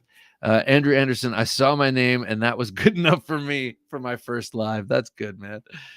Next time, we're going to be doing a lot of random knife giveaways. Dave has given me a lot of knives to randomly give away. So we're going to, and to give away otherwise. So we're going to be doing that. But anyway, Fudo Forge, I was just kind of chewing the fat with them. That's what I do. I go up and I talk to these people, and anyway, I was talking to them about their gorgeous kitchen knives, and it was kind of like, yeah, well, so I don't have $700 to randomly buy a kitchen knife with, but I'm going to grab a card anyway. Maybe it'd be cool to talk to them on the show. And as I did, I see around their business cards, they have arrayed these what appear to be scrap knives. They're all exactly the same, and they're these long scalpel-like blades. And they were $30. So I was like, yeah, why not? I'd like impulse buy at Blade Show at a custom maker's booth. Yeah, I bought myself a little $30 scalpel. It's razor sharp. It comes to a wonderful point. But I wasn't just happy with that. So after I got home, I did this jute cord wrapping, but I didn't want to obscure their maker's mark. So I only have it going to there. And then I did my little trick to make it look like this. And then I made myself a little Kydex sheath. Now this one I drop in the pocket, and when I drop it in the pocket, I aim the triangle towards my other leg. And so I always know that when I reach in, my hand, it's if I just grab it normally, it's going to be in regular grip. And if I reach in like this, I'll be able to extract it and have it in Pikal. But of course, this is one of those sheaths where the hook is meant to grip on the inside of the pocket, and it's not too tight in there, and it releases the blade, and then you have it in hand. So just a beautiful little knife, and I love the little jute. I love jute cord wrapping, and I love the way it all came together on this. So I'm very excited. I carry this little thing around with me a lot, and I'm going to show Fudo Forge, and I'm sure they'll be surprised that, that I'm sure people bought those because they're $30, but I've really taken to mine. So hopefully they get pictures of what people have done with them. Burnt Toast says, so do I. Send the great and powerful Bob D an email now. I'm so lost. I never win. Send it to thenifejunkie@gmail.com and let me know what your mailing address is, and I'll get it out to you. Probably not tomorrow, probably Monday. Our peace out to you, sir. Great to have you with us, and thanks for joining. That's a nifty slicer, says Nomadic Adventures. I agree. I already showed you the Pioneero. Let me show you a couple of other cool knives that have come my way. This next one I'm really psyched about. Michael Jarvis came on from Auxiliary Manufacturing. He came on Thursday Night Knives a month and a half ago. Can you go back, Jim? I'm sorry I missed that last comment. Just want to check that out. Soulless One EDC, good to have you here, Soulless One. I dig small blades like that, he says. Yeah, me too. And I saw a number of really cool small custom fixies all over the place. Lots of great stuff like that. FEMA Camp Etiquette for Dummies, sorry, says looks similar to the shiv I made while in the pokey. Yeah, it's got that vibe. I've been kind of liking the shiv lately. So this is from Auxiliary Manufacturing. This is the Pocket Rocket 3-inch dagger. There's a smaller one and a larger one. This is right in the middle. It's 80 CRV2, and it is beautiful. Black paper micarta, a really nicely ground dagger blade. Comes to very acute point, very sharp edges. You can see Ox MFG there.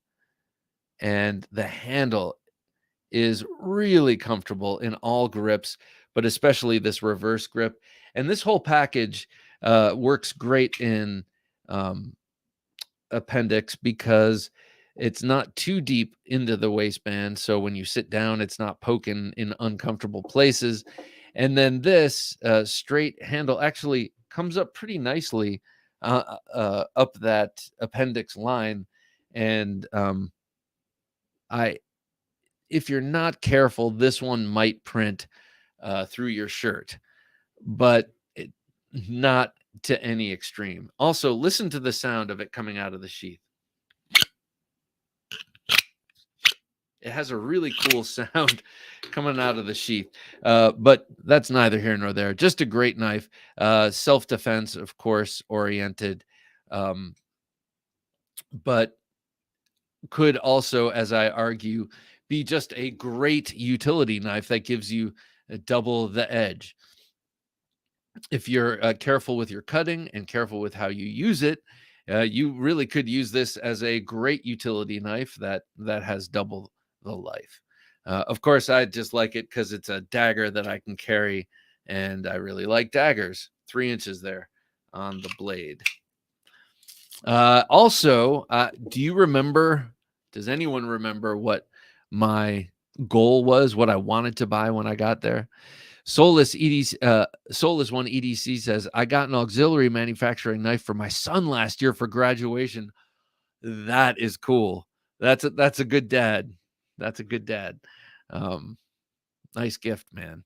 Hero Stick says, Bob, did you get a chance to handle the new Vero fixed blade? Yes, I did. I got to handle Joseph Vero's, as a matter of fact. And but the only reason I say that is the reason it was cooler is he had also on his a prototype clip that sort of, imagine his sort of modernized version, his modernized design take on this kind of a clip. Yes, it's very nice. Now, for me, I really like his design. It's his design sense is very cool. The only reason I don't care for the fixed blade that much is that there is no chance at all that you could stab with it. With this, you can get that point. You can use that point. Even if you have to turn the blade around or something, you could use that point. The point on the Vero engineering, it's like the axon, so it comes straight out and drops down almost 90 degrees. So there's no thrusting with that blade at all. And to me, it's just kind of incomplete. That's just how I feel about knives. That's why you don't see a lot of cleaver style knives in my folding collection. I just can't get around the fact that they don't have points. The Towser K is about as cleavery as I can go.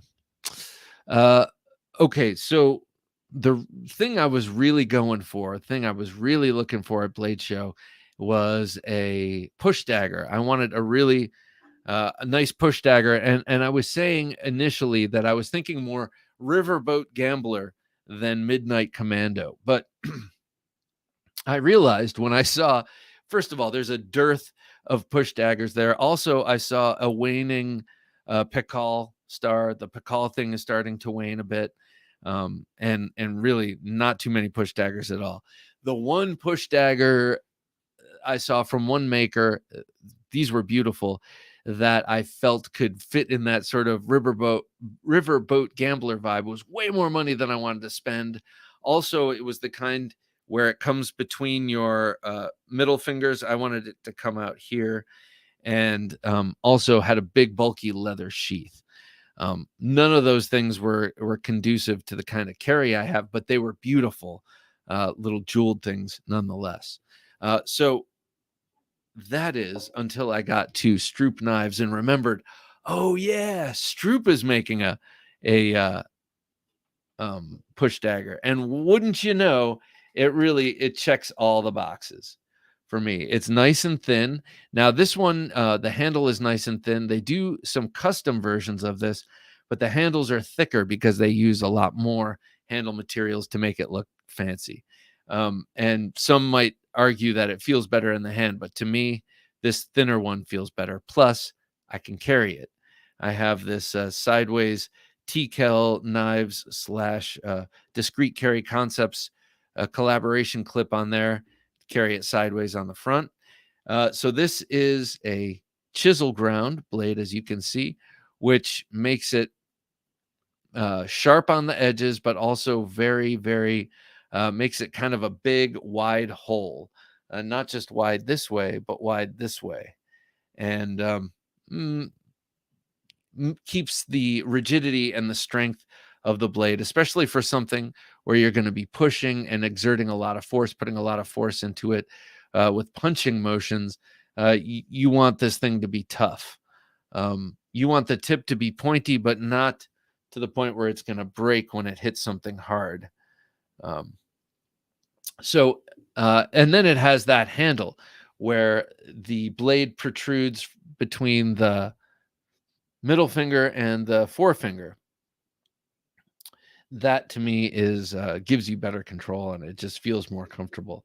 And this handle is that. It is incredibly comfortable. So that makes this whole package just a really nice push dagger. I don't find them all that I pick up as comfortable as others, and this one is really, really up there. I have not tried thrusting this into anything, but I do look forward to testing it out.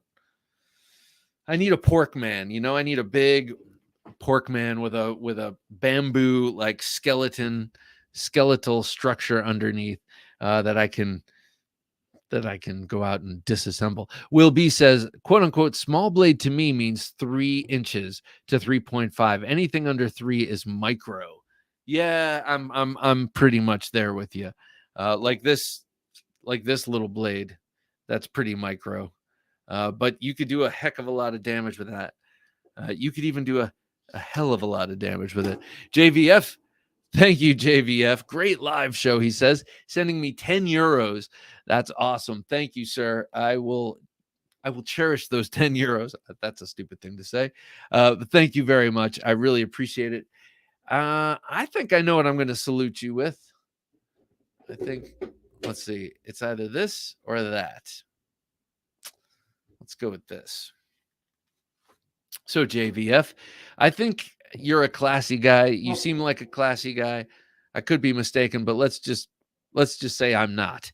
I'm not mistaken, and you are a classy guy. And in any case, you are a patron, and you are a great commenter and participator in the Knife Junkie channel. So I want to salute you with this awesome knife. I absolutely love this. Here's another guy I got some time to. I got to spend a little time with Douglas Esposito of Attention to Detail Mercantile at his booth with 2 black leather chairs and a bottle of Buffalo Trace and his beautiful folding knives. So this was made by him in the early days of Attention to Detail Mercantile when they were only doing fixed blades. And man, I'm so glad I got this when I did, because I don't think he's doing this anymore. And this knife is outstanding. This fighter, you got a crown spine, you got the big tops style jimping, brass liners, highlighting and shining light through this faux tortoise shell with the brass pins. And then, of course, a double-edged quad hollow ground S35 VN fighter blade. This one's for you, JVF. Thank you so much for that super chat. It's greatly appreciated, sir. Oh, yeah. And then here's your flyby. Oh, I love the way it looks when it's shiny on top because it's sharp. Great knife. Love this thing. Nomadic Adventure says, busting out the Euros, Bob, is international. That's right, man. And oftentimes we have folk from Australia on this show too, which is cool. Max says, part one, Bob, did you meet any Blade show attendees on your flights? As I was boarding, a guy asked me if I was going to Blade. I, of course, said yes. I did not meet anyone. Last year I met Ben Abbott. He was on my flight. This year, no. I saw one guy with an anvil on his t-shirt, and I presumed.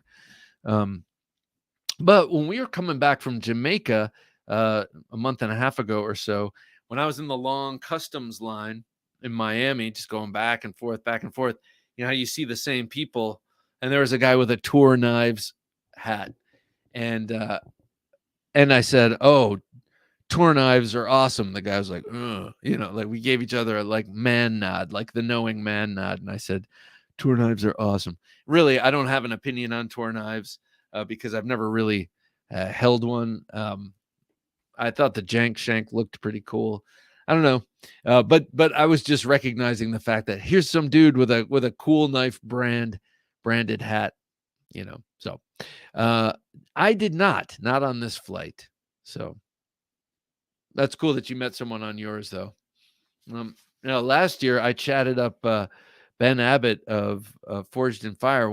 We talked for like, we were fast friends for like an hour and a half, and I was gonna contact him. He was gonna come on the show. It was gonna be great, and he totally ghosted me. But you know, that's what happens. That's what happens. Especially people who get talked at a lot. Doesn't matter, you know. So there you go. No Ben Abbott. Okay, I met David Baker this time. We'll see if that happens. But I was Thursday night after I went and met various people at setup just to look around, peek around, and I went to the bar called Murphy's, which is right there. It's a restaurant right in the convention center, and I'm just drinking a beer and eating a hamburger, and I hear David Baker sitting next to me. Referred to himself by name, and so I was like, "Oh, he was talking to someone else," and so I butted in and had a nice long conversation with him. It's fun to do, you know, even if nothing comes of it, even if they give you fake contact information or never ever respond again. It's still cool to just chew the fat with people. All right, now, two other things I want to show off. Well, I showed you the Orion Cetus, so I guess it's one last knife from Blade, two last things from Blade Show. This one I keep forgetting about, but it's very cool, and it's from a dude that I find incredibly unique. Erroneous Blades. Aaron, I can't remember his last name now, but he has these crazy videos where he's in his knife shop. He makes knives. He makes some pretty unique knives. Most of them he cord wraps, a lot of them in crazy colors and glow in the dark epoxies and stuff. And he carries his knives on his belt in these sheaths that have all sorts of stuff wrapped around them and accoutrement hanging from them and beads and glow in the dark shit. And he's just a very interesting cat. Erroneous Blades, and he kind of like always does this sort of weird little dancey thing. And I saw him, he's got a mohawk. I saw him in the pit, and I just went up and introduced myself. I'm like, you know, I've been following you for a while. I just wanted to introduce myself. I mean, like, I think you're a kooky dude, and I love your stuff. You know, I mean, I don't know. And he was like, "Oh, that's so nice, thanks." And he gave me this. He does these razor blades that he wraps. You know, does a little Sukamaki wrap on. So he gave this to me, which was so nice. So I'm going to invite him on the show and talk to him. He seems like a real character, you know. I met a lot of them, met a lot of real characters. All right. Lastly, for new acquisitions here. The Devo Growler. I love this thing. Even if I can't Spidey flick it with my left hand. There we go. I love this thing. Okay, so I'm going to tell you what I think this reminds me of. Let's see. Last time I said it was like a Bowie. Like last time, meaning when I had the prototype in on loan for review. It reminded me of a Bowie. Look, it's like a clip point with big belly, and I decided I know what it actually reminds me of. It's more like this. It's like a Hudson River knife to me. It's like a modern folding Hudson Bay knife, I should say. Kind of clip point, kind of hunting knife, kind of jack of all trades. This here is in 14C28N, or is it 154 CM? Now I don't remember what steel this is, but it's really freaking sharp, and it is so thin. I mean, the blade is wickedly thin, comes to a very thin behind the edge measurement, and you've got this awesome micarta, which stains with pork fat. I tried everything because that's going to drive me nuts, because that little dark spot will always be darker than everything else. So now I either have to like get some pork fat and just rub the whole thing down, or live with that and just remember that awesome lunch I had with my wife when I was playing hooky the day after Blade Show. So maybe I'll just leave it. You know, I'm a sentimental sap. What can I say? Fun to open. You've got that nice big opening hole there. Great for the Spidey flick. And then, as I mentioned earlier, at the Devo Knives booth, or table, I should say, they had a number of different prototypes for different treatments of the handle for this, and blade coating and stuff. And they got a lot of cool plans for this knife. I've carried this a bit since I've gotten it and really like it. It is so sharp.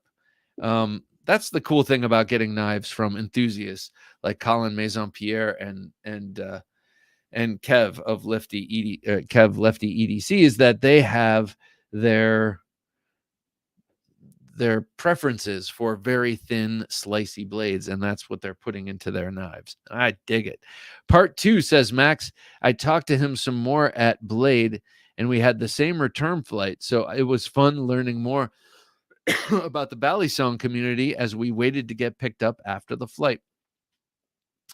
That Balisong community, it's interesting, I'll say. Yes, the push dagger mission, said Nomadic.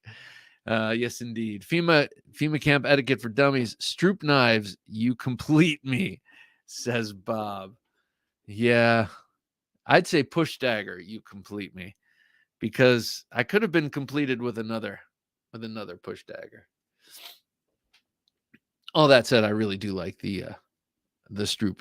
Burnt Toast says, closest thing I own to a push dagger is the Topps Felony Stop. That's an awesome one. I like the Stroop, though. Might need to get one eventually. It was actually, I was very, don't you hate when people do that? I was very surprised. It's reasonably priced.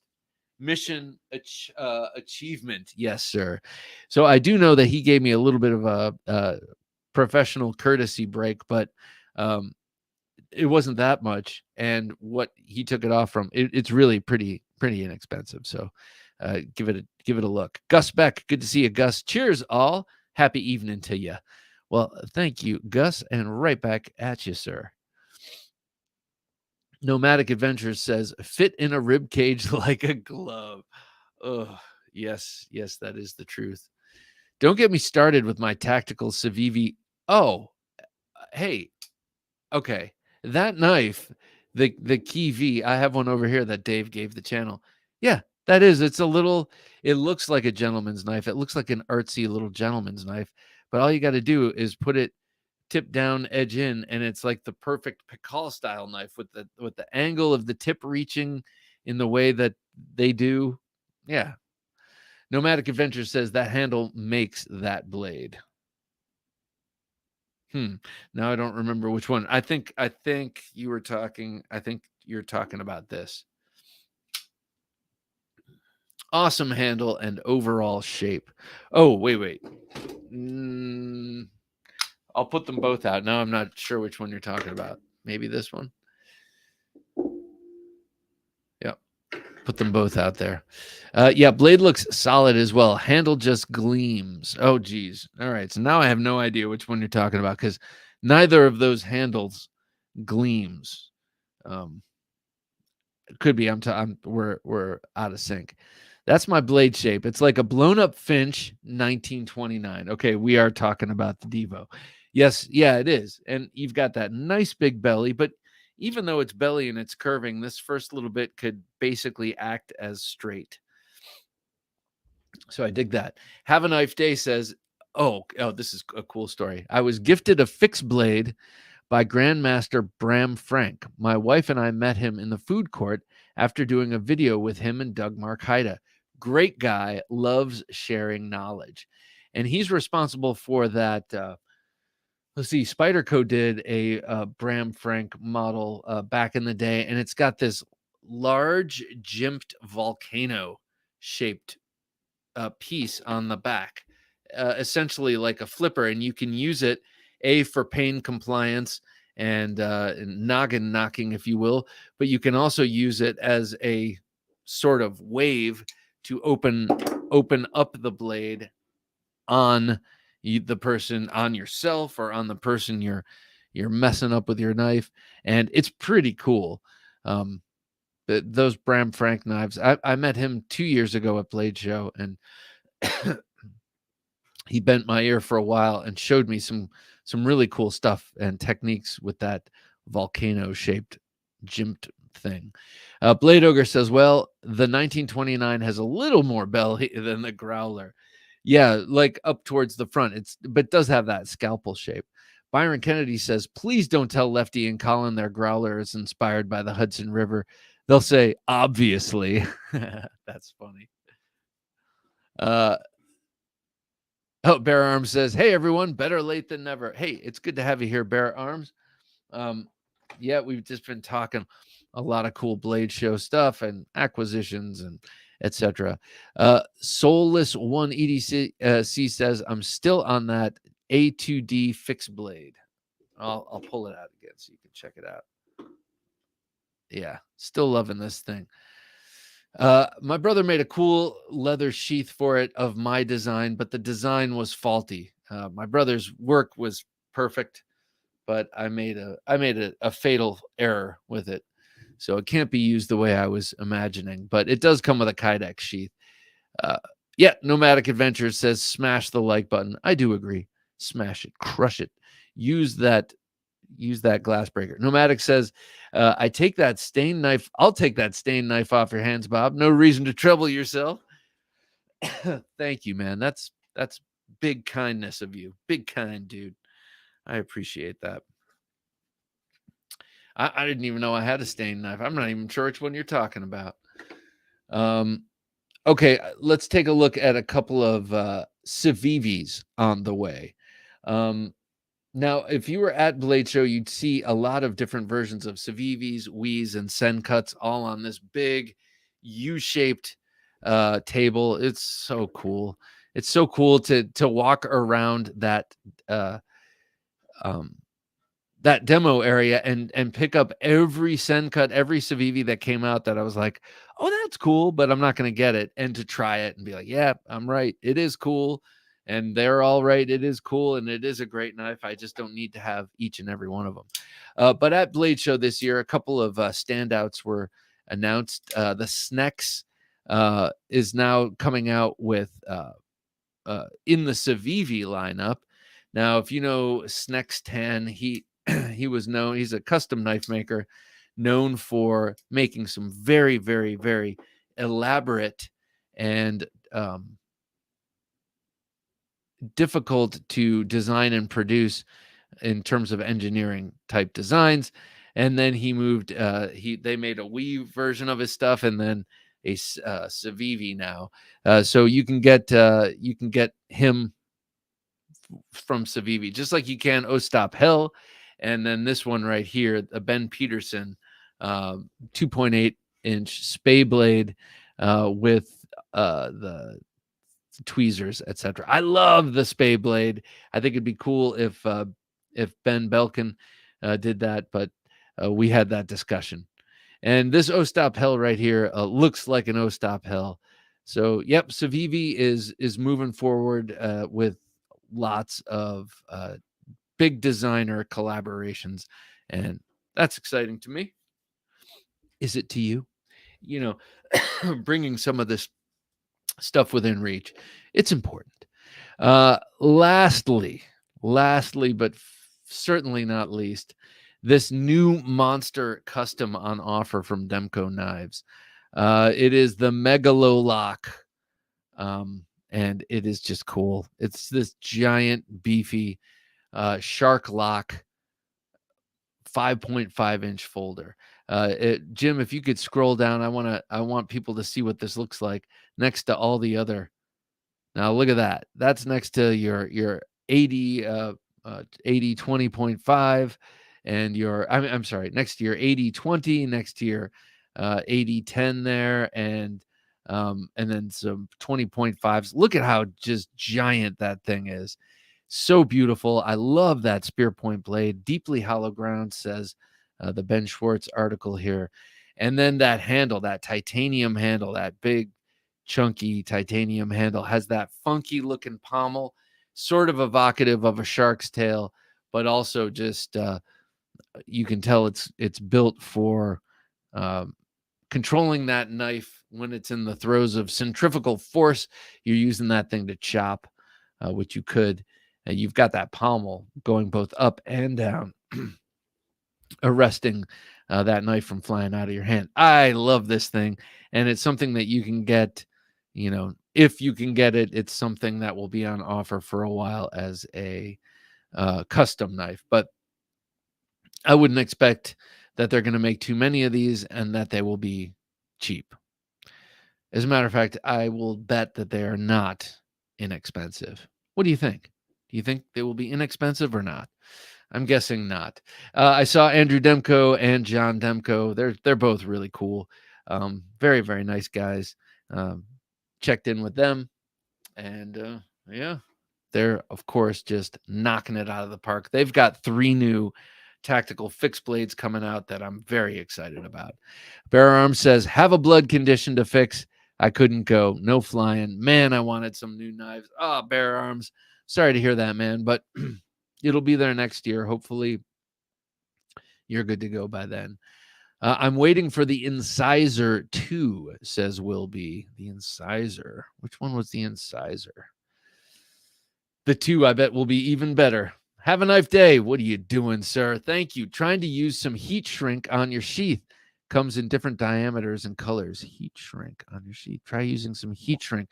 Okay, I will. That would actually probably work better than this. You say it's heat shrink, huh? All right, let me write this down and then I will. All right.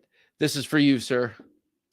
I will salute you with my Hogtooth Knives made Loveless Subhilt Fighter with the pattern weld Damascus steel, that clip point blade sharp on both edges all the way up, razor sharp. We've got wrought iron in the Quillians from salvage from the the Longfellow Bridge in Boston. We got some Stag purchased at Blade Show 2021. This one is for you, sir. Thank you so much. Have a nice day. And it was a pleasure making your acquaintance in person. If you don't have a sub-hilt fighter, I believe this would fit your collection very, very nicely. This style of knife. I think it would fit perfectly, as a matter of fact. Soulless 1 EDC says, I'm stopping at the 80-20. That's smart. Yeah. And the 4 max. I don't need a 5 max. How about those new Cold Steel 5 maxes? Cold Steel Mayhem and Jimmy / Chopper. Big blades. Jimmy / Chopper is awesome.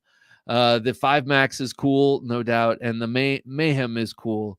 It's a little ham-fisted on the design, but I got a chance to play around with it, and the engineers did a great job with it in terms of handling that heavy blade.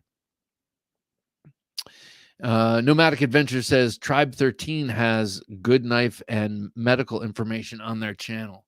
Okay, cool. Yeah, that medical information is pretty necessary, especially if you go messing around, A, with these super sharp knives, but B, with the kind of knives we like. The Civivi Karambit button lock. Oh, yeah, yeah. The original incisor, right, was the Wii frame lock. Okay, and then this one still has that sort of wave feature built into it. It's a nice looking, it's a very nice looking Karambit. Nomadic Adventure says the best part of watching Bob, all the different types of knives and makers, not just one type of blade. Well, thank you, Nomadic Adventures. I appreciate that. Yeah, variety is the spice of life, no doubt. I do believe that. And since you can't, there are many, many, many, many parts of your life where you cannot have variety. Like you can't usually have variety in your job. You can't have variety in your family or your wife. You can't have variety in your cars unless you have a lot of money, and so oftentimes we you can have variety in some things, but it's nice that with these, if you can, you know if you can afford it, you could have variety in the stratosphere, and if you can't, you can still have really cool, like my Civivi collection is really cool, and it's all very inexpensive. So soup to, one end of the spectrum to the other. um yeah, one variety, spice of life. All right, I'm losing it. It's time for me to sign off. Thank you guys, thank you one and all for coming to Thursday Night Knives. It's my favorite time of the week. I love it. Join us on Sunday for Eric Touch of Touch Knives. um It's Tuch, Touch Knives. It's funny because when I came up, I'm like, is it pronounced touch? Yep. He's like, yep, just like such or much or anything else that's spelled consonant UCH. I was like, oh, yeah, okay. It's not touche. Touch Knives, really great conversation, some gorgeous knives and some interesting ideas for future business model from Touch Knives. And then join us for the Wednesday midweek supplemental. Thanks for an awesome show again, says Chris, Bob, and Jim. Night, everybody. Good night, Blade Ogre. Great to have you here. And JVF, awesome to have you. That coffee looks really good. Bear Arms, too many knife channels are just mostly folders from China. You have great diverse knife collection. Thank you so much, Bear Arms. I appreciate it. Yeah, I pride myself on it, but not too much pride. All right. Thank you guys for joining. For Jim working his magic behind the switcher, I'm Bob DeMarco saying, until next time, don't take dull for an answer.